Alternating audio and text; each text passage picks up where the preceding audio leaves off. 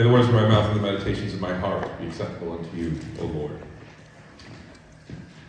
I remember, it's been 5 years already, when I first started off here, I was sitting with the deacons over at Jeffersonville.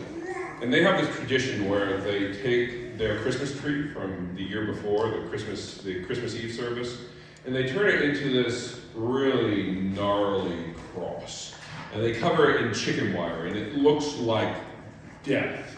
And they showed it to me the first time when I was just brand new, and we were going into the Easter season for the first time. And they showed me the drapes, and they had these drapes behind the altar that were Jesus and the two convicts, and it was like red, and it looked like blood dribbling down. And I looked at that, and I don't know what it was that I felt, but I knew that it was like, take that down. I don't want to see this. I don't want to see that gnarly chicken wire cross. I don't want to see the drapes with the blood. It reminded me in a lot of ways of all those things about church that I just kind of wanted to put into a closet and close up. The things about church that I think really need to be healed. For instance, the misogyny of certain denominations that keeps women from becoming priests or ministers, the exclusivist and exclusionary policies of denominations that keep brothers and sisters who are coming to our doors looking for love out. Those policies within the church that give power to people who would abuse that power in their parishioners. You know, there are a lot of things within this church, this tool that God has given us to share love and light and resurrection with the world that need to be resurrected themselves. They need to find healing. They need to be repaired. And when I saw this gnarly chicken wire cross, it reminded me of all that hurt and heartache that exists within the church. They allowed me to get rid of the bloody drapes. I didn't like those at all. But they told me that we had to keep the cross. Because on Easter, the tradition was that they would stick flowers into the chicken wire and turn it into a cross of blossoming flower petals. And it really did change that cross into something that was gnarly and nasty. It made it something beautiful and different. The symbolism was entirely changed. Instead of a cross that represented everything that was broken to the church, it reflected to me what the church could be. Something that shares love and light and compassion and hope. And so, a message of this story is, you shouldn't always listen to your minister. We don't always get it right, and often we have a lot to learn. But I think that symbol of rebirth is what we really try to tap into during Easter. You know, Jesus came to Jerusalem to shine a light on all the things in Israel and in his society that were broken.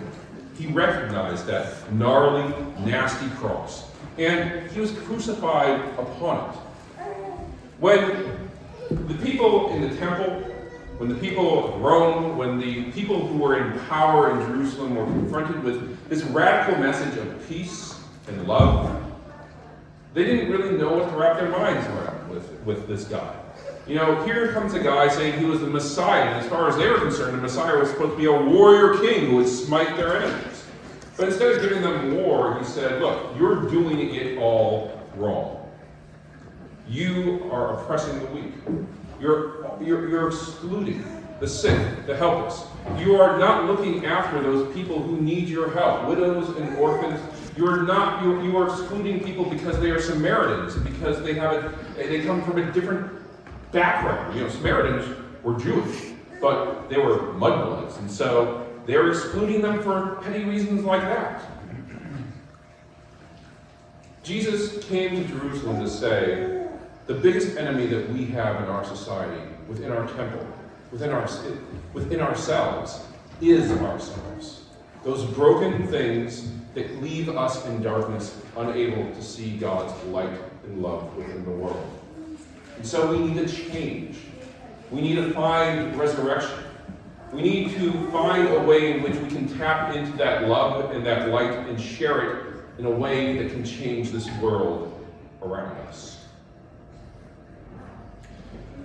Jesus' death and Jesus' resurrection, in a lot of ways, are the things that we focus in on. You know, when Jesus comes out of that tomb in our reading from Matthew, Mary Magdalene and Mary, mother of James, you know, they're like, whoa, this is crazy. Look, he was dead, and now he's alive. And we often focus in on that miracle, but I think we should also recognize that there are a lot of resurrections that happened around the resurrection of Jesus Christ as well. Take, for instance, Mary Magdalene, Mary, mother of James, and there were like a dozen other Marys that were there as well, who saw Jesus die on the cross, accompanied his body to the tomb, and were present when he came to life. When the angel came down and told them about this miracle, when they came face to face with Jesus, they were told, go out into the world, share this message, let people know that all the powers of corruption, all the powers of hate and violence, they were not enough to put Christ down. They were not enough to extinguish Christ's light. They were not enough to snuff out the love that he came to show to Jerusalem. And that hope, that understanding that Jesus did not die, it changed them. It resurrected them from the depression of defeat. It lit a light in their lives that let them know that they could still go and change this world, that they could still follow in the footsteps of Jesus.